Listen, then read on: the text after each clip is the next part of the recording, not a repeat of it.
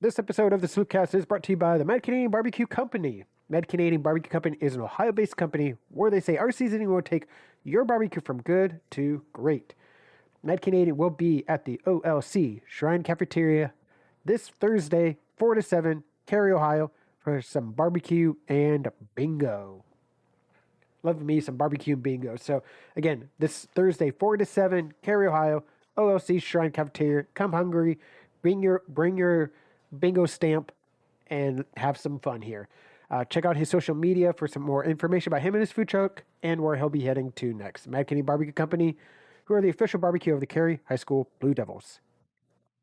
This episode of the Sloopcast also brought to you by the Iron Bean Coffee Company. The Iron Bean Coffee Company is a Marine veteran-owned company. They do premium small batch coffee roasting. All of your coffee is roasted, and if you choose to have it ground, you can buy it whole bean. Also, fresh ground after roasting, of course, because that's how you do it. They are based out of Toledo, more specifically Perrysburg. All of their beans are fair trade certified, so you know you're getting the most morally upstanding beans you can possibly get. And it's also certified organic. Integrity is the core value of what they do, because what else would you expect from a Marine veteran Ohio-based company? Am I right? I'm right. Gift cards are available because I know we're coming up on gift card season. And you can also sign up maybe your favorite person for subscribe and save service so that you buy them coffee all year round. It's the gift that keeps on giving. Am I right? I'm right. So you can find your new favorite coffee over at ironbeancoffee.com. That is Iron Bean Coffee, America's local coffee roaster.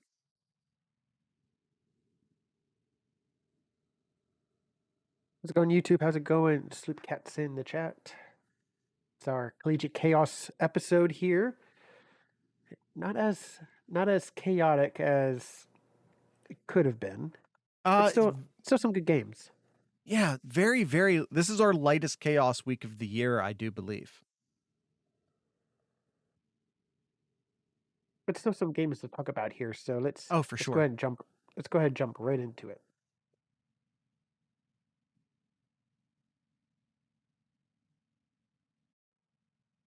We've got barbecue back here. You're all invited. Welcome to the Sloopcast. How are you doing today, Kyle? Doing pretty well. How are you doing today, Jared? My second favorite team had a bad week. Was that NC State? No. Team Chaos. Team Chaos had a bad week this week. As Team Chaos is my second favorite team. Everyone, I feel like all college football people have a second team. Maybe they grew up in Ohio, but they went to Kent. But you can be both an Ohio State fan and a Kent fan, and also throw Ohio or whatever MAC school in there that you want. Like you can like both, right? My second favorite team is Chaos. But right. Very, very light Chaos week. Kyle, I think, did I drop any in the breaking news section of our Discord server? You did not. No, I did. Oklahoma, of course. So, oh yeah, low quantity, but a very high quality Chaos loss for Oklahoma. So, Texas A&M loss, which I guess chaos-ish. They already had two losses, ranked outs. See, here's the other thing. One of the reasons, Kyle, we have a light chaos week this week is because as the weeks go on, teams that actually qualify as a Team Chaos worthy loss also continue to shrink. So that also plays into it for sure. Yep. But before we go into that, Jared, we haven't talked about this in a while. Our Sloopcast rankings from our pick'em games. Oh, Kyle must have had Kyle's bringing up the Sloop picks. He must have had a good week. I went 5 for 7. Went 5 for 7 this week. That's a good week. 5 for 7. You don't complain about 5 for 7. Very good week. Very good week. See, so let's do the standings real quick here. So, in tied for 8th, we have Cousin Jay, Jimmy Snacks, and Z Spikes with 40. Buckeye Esquire and Tanner with 41. Jared in 5th with 44. Buckeye Beat and myself are tied for 3rd with 46. Gangland with 47. And with 48 is Robert Allen. There you go. So those are our current Sloop Pick standings. Those are also starting, because there was a point in time which we had like 5 people tied for first, but that's starting to thin out a little bit. That's starting to get a little bit decided-ish. I only want to beat Kyle. Winning first would be nice, but I only want to beat Kyle. Yeah, we still got 3 weeks. We still got 3 weeks here. Oh, Kyle, we had a guest. Kyle, real quick, we had a guest picker last week, Nomad. How did he do on his picks last week? He went 1 for 7. Ouch. Ouch, Nomad. He's not even in the live chat right now, which means we can go after him extra hard. Wow. Yeah, not a good week. Not a good week. So let's go ahead and jump right into it. Let's talk about the Big Ten here. I know you have this crossed off, but I think this is important to talk about. Okay. Because of another certain Ohio team. Indiana losing to Rutgers 38-3. Because of Cincinnati's schedule and who they played and who they beat. That victory, that good victory over Indiana, not looking all that great anymore now. And they just have the one quality win, which is all they're going to have moving forward. Fair enough. Which speaking with that, with Cincinnati looking okay and pulling out in the end, beating South Florida 45-28. Cincinnati's just not doing themselves any favors at all. Agreed. So with those two being said, Kyle, how do you feel about, as I've pulled the tier list up here, how are we feeling about the tier list? Cincinnati, do we keep them? You said, this is another week in which they eventually looked good, but maybe struggle. The week-to-week grind is starting to get to them, I think, a little bit. Mm-hmm. How are you feeling about Cincinnati, Man, South Florida? I'm almost tempted to flip Cincinnati and Alabama. I really am. But I'd probably keep Cincinnati where they're at right now for this week. Yeah. A lot of big games here, and depending on how the team's doing, how they play, and if they win.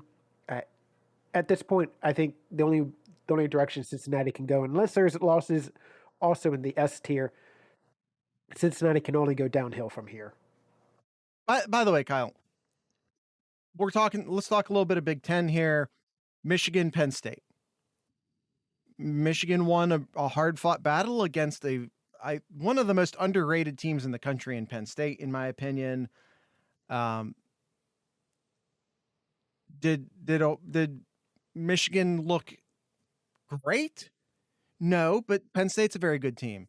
Despite their unranked status, I think they're a very good team playing in a very difficult division. I don't know, Kyle, how are you feeling about it? If we're going to drop Cincinnati out of the top 4, this is another quality win for Michigan. I almost feel like, and I know I'm not going to win the hearts of any of our fans here, but I'm trying to be as unbiased as possible. Michigan has a couple good wins. Should we consider, if we are going to drop Cincinnati, I know you said Bama. Yeah, let's not. Let's keep Cincinnati where they're at. Okay. All right. I just wanted to play the bad guy there for a second. So Michigan beat Penn State 21-17. Franklin going to do Franklin things. Yeah. We had a funny comment in our Discord server from Duncan from the Discord. It was a screenshot of like the game predictor that ESPN does, where it tells you like minute by minute what percentage. And it was just like Michigan, Penn State, Michigan. Then he just goes, "Have you seen a better pictorial representation of James Franklin as an in-game coach.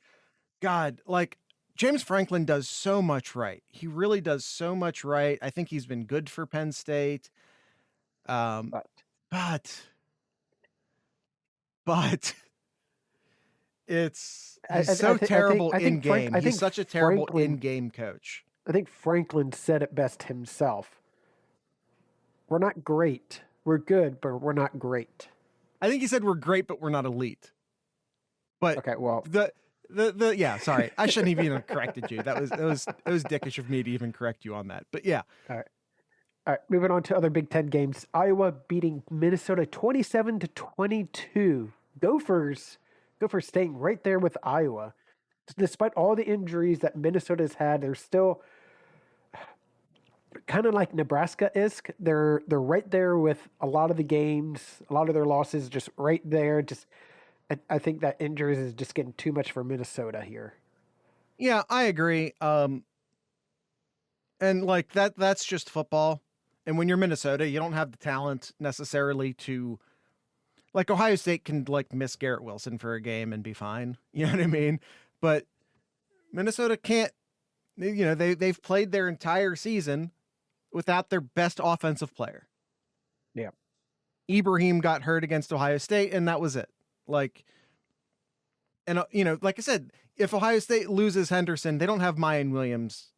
I mean, Ohio State does have Mayan Williams, but Minnesota doesn't. I think this has been a very tough year for Minnesota, but not in a disrespectful way. I just feel like it's been a very unlucky season for Minnesota this year. I don't think this affects our tier list at all. Iowa is still a 2-loss team. They still belong in our C tier. But as far as, you know, how things are shaping up in the Big Ten West, this was a very important game. And, you know, what very well could determine Ohio State's last opponent. Iowa getting that win. Wisconsin got their win. Is it starting to look like a 2-team race there, Kyle, in the Big Ten West? It's still really close. I mean, there's been a slight separation, but it's still close. I mean, Wisconsin, Iowa 5-2, Minnesota, Purdue 4-3, still very close, but there is that little separation there. Yes. Well, and you know, tiebreakers. Yeah. And the other game here of note, Michigan State beating Maryland 40-21.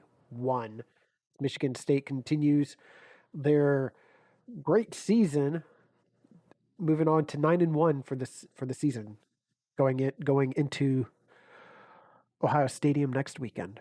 Man, and Vegas does not like them. Kyle talked about this briefly at the end of our Monday episode. As we sit here on a Sunday morning, Ohio State's, would you say, Kyle, 28-point favorites over Michigan State? 27. I'm floored by that number. I might have to pick Michigan State. I'm floored by that number. I expected it to be half of that. Yep. So really the other two teams here, Iowa and Michigan State, keep them where they're at. I don't see any need to move Iowa up. I don't see the need to move Sparty up. I think Sparty at A, Iowa at C is justified. No, I think Iowa's a 2-loss team. So they are where they belong to be. That's and Sparty did what they should have done against Maryland. I think they still control their own destiny. I think if they win out, they go to the playoffs.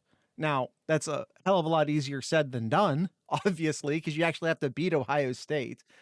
And then what do they play Penn State or no, they already played Penn State. Who they played last week? Sparty plays Wisconsin. Yeah. Nope. Sparty plays Penn State. Oh, it is Penn State. I was right. Yeah, so that's 2 huge games to end the season with. If they win those games, they would go to the Big Ten championship game. If they win that game, I think they make the playoffs. So I think they belong in the A tier for that reason. They don't belong in the S tier because I don't see that happening. I don't see it happening. Agreed. All right, moving on to the rest of the conference here, rest of the country. So, going to start with ACC here. Pittsburgh beating North Carolina in overtime 30-23. I still don't like Pitt. I think C is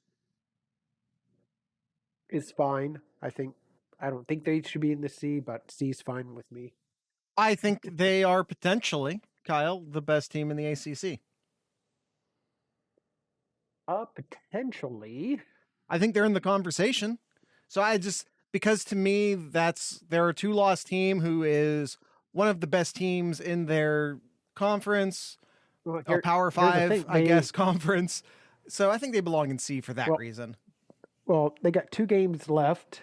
They have who's in second place, Virginia. They play next weekend. So if they win their division there. Yeah. So to me, they belong there for that. They're potentially a conference champion from a Power 5 with 2 losses. Yep. I think C is specifically designed for people like Pitt. All right, fine. All right, moving on to SEC country here. Mississippi State beating out Auburn 43-34. Kyle, I said this on Twitter. Can we all collectively acknowledge that Auburn is not a rankable team? They'll still be ranked. Please, can we acknowledge that Auburn... They're going to be ranked 25th, and then Mississippi State will be like 23rd, something like that. And Tennessee's going to be ranked now too, right? Because they scored 17 on Georgia, so let's rank Tennessee. Sure. Do you even have Auburn on here? No. No, they got kicked off when they lost last week. Okay, all right. Or was it 2 weeks ago? I forget. But yeah, they got kicked. Here we go. Team Chaos. Here comes Team Chaos. Baylor beating out Oklahoma 27-14. While Oklahoma benching both of their Heisman favorites at some point in the game. Yeah. It's a disaster. I don't know how this is their first loss this year. I don't get it. So Oklahoma now, Jared. Yeah, I mean, this is still their first loss. So like maybe we take them from on the left side of A and move them over to the right side of A, but I still think they're a potential conference champion with 1 loss. I don't want to drop them even though they lost. So I know I'm kind of skipping here a little bit, but Oklahoma State beating out TCU 63-17. That's a statement in my mind here. I think you got to start putting Oklahoma State up in the A tier now. They're undefeated. Oh no, they're not undefeated. They do have 1 loss. Who was it that they lost to? They lost to Iowa State. Yeah. They lost to Iowa State. 1 loss team. I think you got to put them in the A tier. Everything I just said about Oklahoma and why they deserve to be in the A tier also applies to Oklahoma State. Yeah, I think you put Oklahoma State right up there in the A tier. I agree. Wake Forest is starting to be very lonely in the B tier. Yes. So, speaking of Wake Forest here, Wake Forest beating North Carolina State 45-42. This was a lot closer. I thought Wake Forest would have scored, or let me rephrase that. I did not think North Carolina State was going to score that many points. Wake Forest is going to get their points. Credit to the Wolfpack to staying in there, but this was a quality win for Wake Forest. I think they still stay in the B tier still. A very good offensive team, but definitely a lot of issues defensively here. Yeah, I agree. I think B tier is fine for them because everything I said about Pitt also applies to Wake Forest, but Wake Forest has 1 loss, Pitt has 2 losses, so I think that's the difference in the tier list. And by the way, like I know Baylor just beat Oklahoma. We still have Baylor in C, but they're a 2-loss team. That's where 2-loss teams go. Wake Forest is in the driver's seat right now. They're undefeated in conference, but they do play Clemson next. And if they win, they're in. But as long as Wake Forest wins at least one of their final 2 games, they're in. We live in a the reality in conference which championship. Clemson is going to get to play spoiler against Wake Forest. That's reality we live in right and now. that the ACC championship is going to be looking like Pitt and Wake Forest. Yeah. Kyle, just ceremoniously time to remove the Wolfpack as they pick up their third loss out of C tier and into the jumble down below. All right. Before we move on to the other games, I think this might be a good spot for us to stop real quick and do an ad break. Cool. You going first or am I going first? Sure, I'll go first. Mad Canadian Barbecue Company I mentioned earlier will be at the OLC Shrine Cafeteria, Cary, 4 to 7 o'clock for some barbecue and bingo. Let me read some more reviews here from some people who's had some Mad Canadian food. Here's one about fish tacos, Jared. All right. Had someone had his fish tacos with street corn, amazing. Their significant other had ribs and brisket, and it was fantastic. Slaw, potato salad were the bomb. Highly recommend to everyone. Got another saying can't say enough about their meals. So good. Their customers are still talking about how good everything tasted. Highly recommend. Another person saying, giving them 5 stars. Everything is a 10, making barbecue great again. Be sure to, again, OLC Shrine Cafeteria this Thursday, 4 to 7. Come hungry. Bring your bingo stamper and get ready for some barbecue and bingo. Be sure to hit up his social media, Twitter and Facebook for more information about him and his food truck and where he'll be heading to next. Mad Canadian Barbecue Company, who are the official barbecue of the Cary High School Blue Devils. This episode of the Sloopcast also brought to you by the Iron Bean Coffee Company. I already told you why you should buy from the Iron Bean Coffee Company in the first ad read. Let's talk about some of the coffees. Kyle, let's talk about the Black Roast Fear No Evil.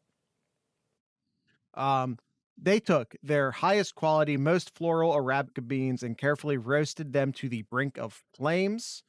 This roast is monitored with all 5 of their senses and has the sheen of polished armor. It smells smoky, exotic, rich, and the taste is bold. That's the Fear No Evil, single origin, Arabica beans, smooth, never bitter, low in acidity. That's the it's like I said, it's dark beyond dark. It's a black roast. So let's move on to the drink from the skull of your enemy. Let's talk about that one for a moment. This is an intense, dark roasted Sumatra coffee. Our dark roast is more traditionally an Indonesian coffee that is edgier and smokier, accentuating the earthy factor.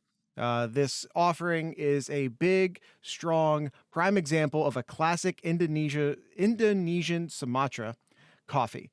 It's thick, it's creamy, it's chocolatey, but you also find strong notes of cedar and sweet tobacco, also some wine and spice.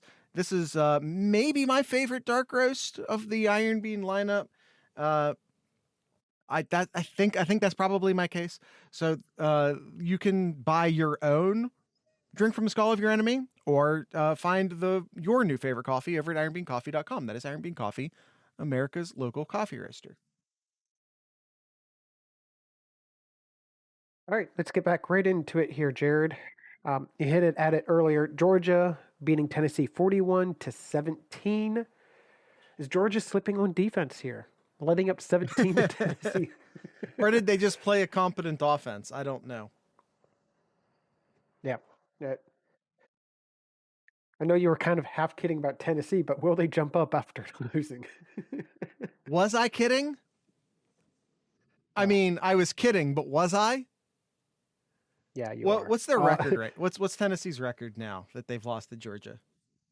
I gotta scroll down here. Tennessee is 5-5. No, I mean, like in all honesty, no, right? Like they can't be. They still lost by a lot of points, even if they made it look interesting for a minute. there are 5 teams in that division that are 500 or worse. Yeah, it's the Big Ten. Excuse me, the SEC East it's just Georgia. Like we kind of thought maybe Florida for a moment, but Florida almost lost to a bad FCS team. We aren't talking about Michigan losing to Appy State here.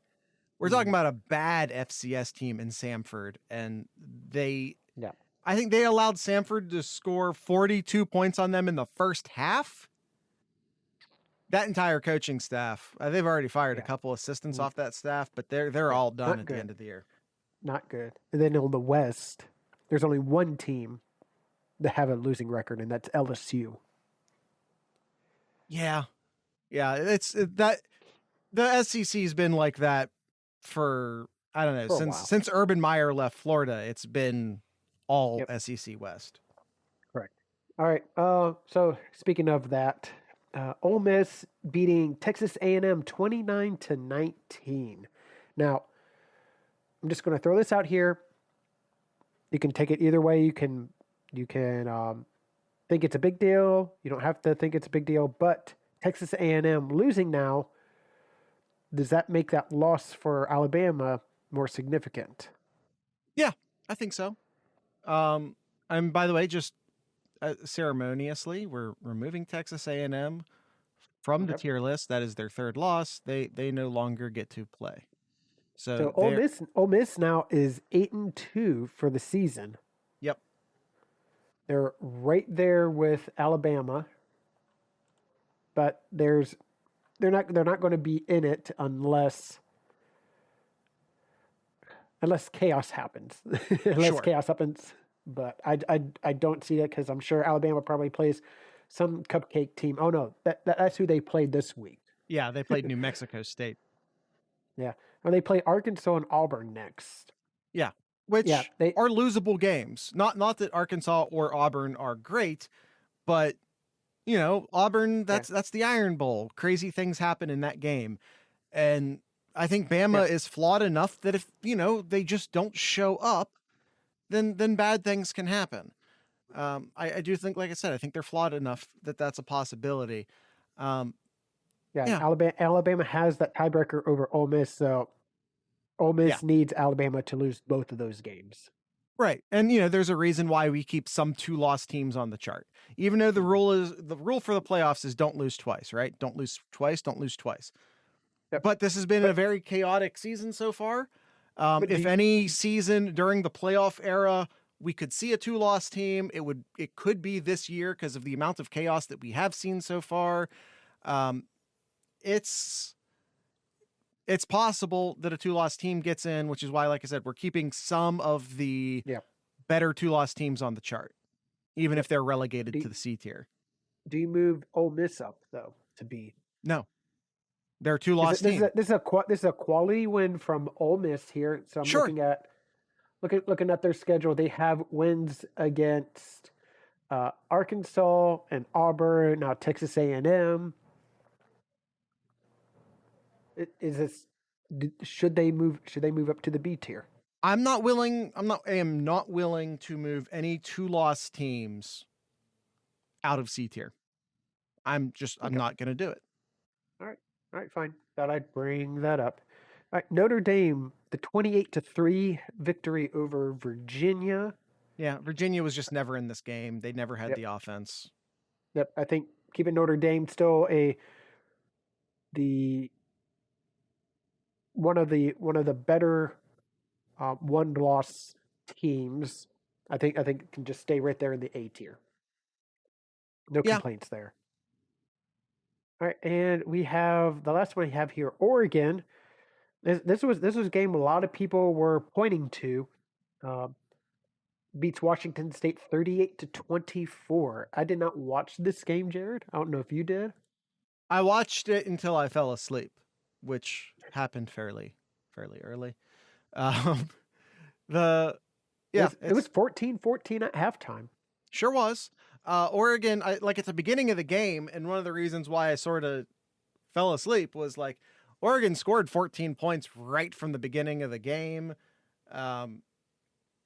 It looked like Oregon was going to run away with it, but then didn't. Washington State, to their credit, hung in there, made a bit of a, at least for in the context of the first half, made a comeback, ties it up before halftime, and then I fell asleep. But yeah, did not make it through halftime.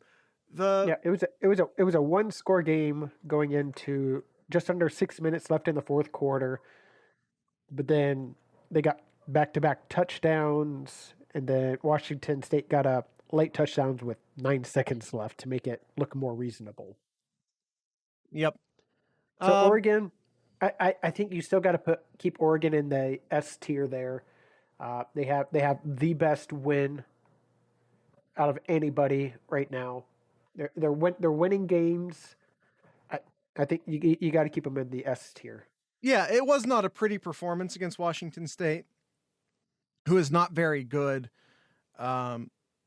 Is Washington State back? Back to what? Right. My only issue with our chart right now, Kyle, is I kind of don't like. I feel like we're running out of context for what B is. I just feel like not a lot of teams are qualifying for our idea of B. Should we slide? Maybe should we slide some of the A? That's why I said maybe Ole Miss to B. I was more talking about moving some of the teams out of A. Should we try to limit A to teams who we think could actually realistically win their conference?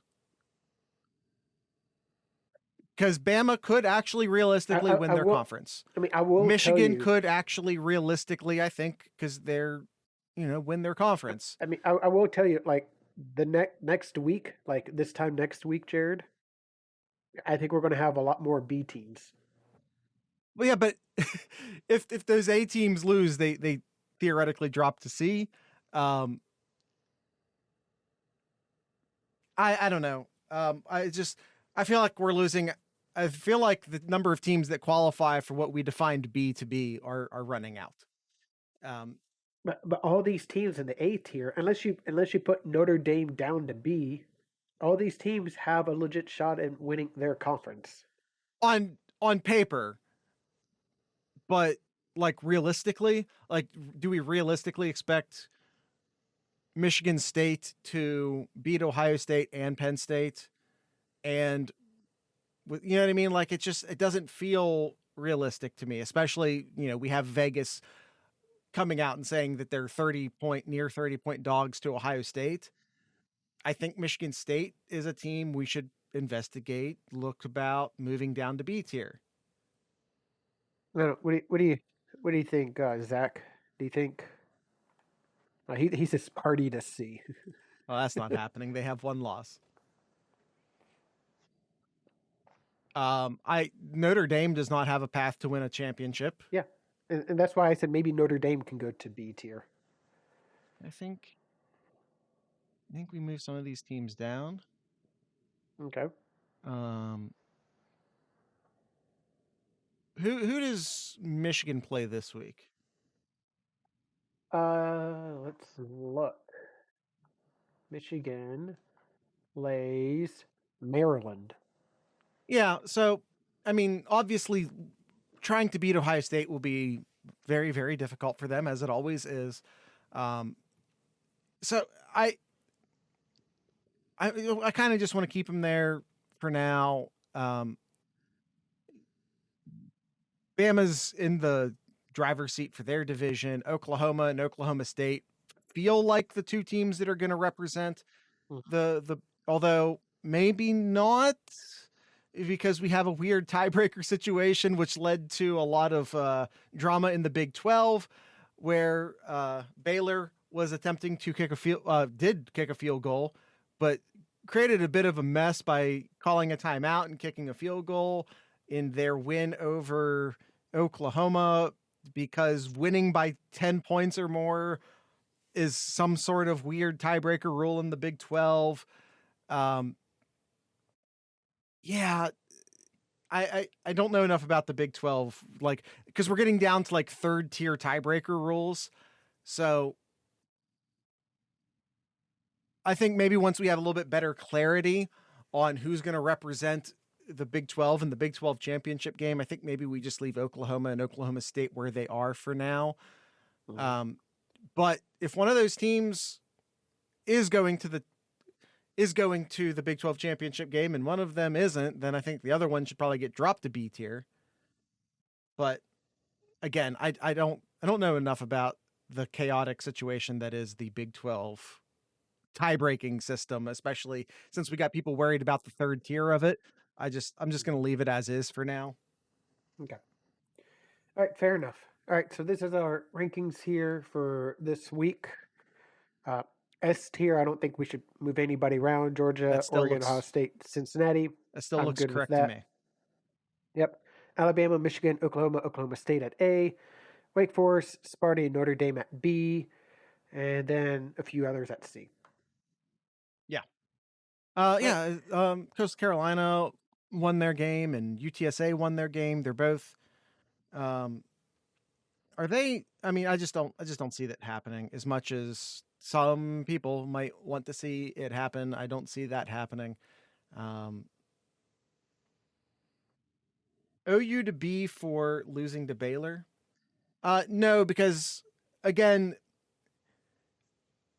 I think that and if someone could actually definitively tell me that Oklahoma is now in third place in the Big 12, Kyle, what does it say like on the standings, like maybe on Yahoo or something? For the Big 12? Yeah. Because if one of those teams is technically in third place based off of tiebreaker rules and all of that, then I'll drop that team. I'll do it. So Baylor's in third. Okay. So then I'm fine. And Oklahoma State are 1 and 2? 1A and 1B. Yeah. Because they haven't played yet, correct? Correct. Yep, that's the last weekend. So yeah, that's fine. That I think that's how that should be then. Yep. Okay. If one of those teams, if you told me Oklahoma fell to third, then maybe I could move Oklahoma down into B tier, but they haven't, so I'm not. All right, we got a few questions here, Jared, all from Buckeye Zach here. Is Bryce Young overrated? I think a lot like CJ Stroud, he has amazing talent around him.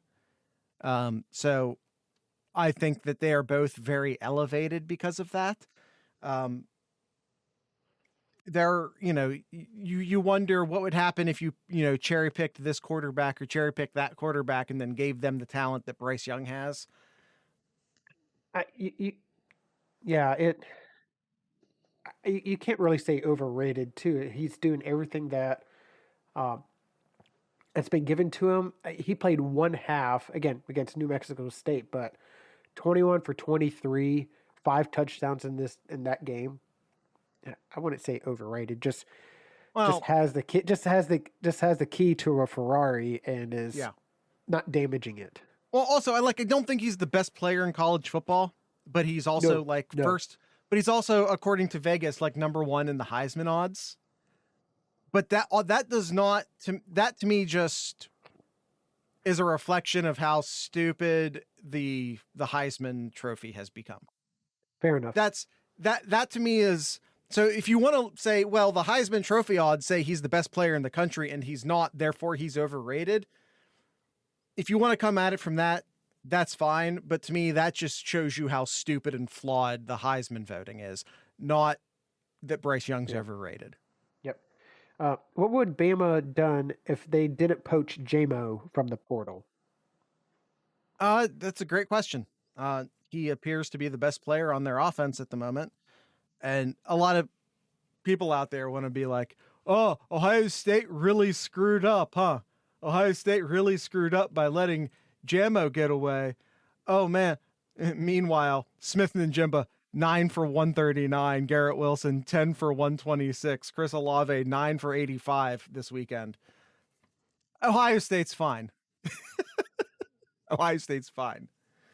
And listen, no disrespect to Jamison Williams, but he got to go play somewhere where he's the focal point of the offense, where he would not have been and has never had been in Columbus. Yep. There's an exactly. alternative reality where Chris Olave goes to the NFL and Jameson Williams stays at Ohio State, and things are different. But that's not the reality we live in, so that's fine. Yep. That's it. I'm happy. All I'm right. happy for Jameson Williams. All right. Another question from Zach. Why does ESPN always disguise how horrible the SEC really is? I think because, well, partially money, but also like sometimes people just get super attached to their narrative. So even if the facts change around them, they're already stuck to their narrative, and that's not a ESPN thing. That's not a money thing. That's a human thing. That's just a human thing. Someone has decided that A equals B, and maybe A did equal B. But maybe the factors around A and B changed, and A no longer equals B. But they've made that equation part of their identity as an analyst. They've made that, and they just won't budge from it. Yeah. Even as the facts change, people sometimes don't say, well, based on the facts that I had at the time, I believed that. But now that I have new facts, I believe something different. A shocking number of people aren't willing to do that. And I think when you see people making excuses for the SEC and what is a down year for them, and like they'll be back, by the way, like this isn't the beginning of the demise of the SEC. No, far from it. They're just having a down year. But the fact that so many people aren't willing to acknowledge that is sad. It's pathetic. Yep. All right, Jared. That's all the questions we have for today's episode. Yeah. Let's see. Let's jump back into regular podcast mode. And there we are. Yeah, want to encourage everyone to come join our Discord server. We have a lot of fun there. If you're on the Discord server, or if you feel like you get a lot of entertainment from this show, and if you feel like we bring any sort of joy to your life, maybe consider joining our Patreon. You can join for as little as $3 a month. And like, if you're like me and you're just like, I hate monthly payments. And even if it's $3 a month, I hate having another monthly payment on a credit card. That's fine. You can pay for all 12 months up front, and you even get a discount in doing so. It ends up, after the discount, I think it ends up being like $32. You can do your part to help fund this podcast and all of the equipment that we need. Like, we put almost all the money back into the podcast. Like, not that we intend to run this as a nonprofit, but it kind of turns out that way. But yeah, it is what it is. Like, it helps us buy new equipment and keep the equipment we have up to date, and just our time investment and everything else. $32 for an entire year, and we're set. Like, that's all we ask that's the most we ask from any of you, is to jump on our patreon.thesloopcast.com, drop in a credit card, and give us $32, and that will last us for the year. Even if just a few of you, even if just a small percentage of the people who listen to this podcast do that, that will make a huge difference for us. Like, there are things Kyle and I still want to improve about this podcast, but like, we bought all this computer equipment to do the video editing and to sort of up our ability to do this stuff in video on YouTube and all of that. And we're still paying for all of that. But maybe some better cameras, or some better this, or some better that, and just continue to improve what we do here and to justify the amount of time we spend on it. $32 sets us up for a year, or like I said, you could just do the $3 a month plan. It would be huge for us.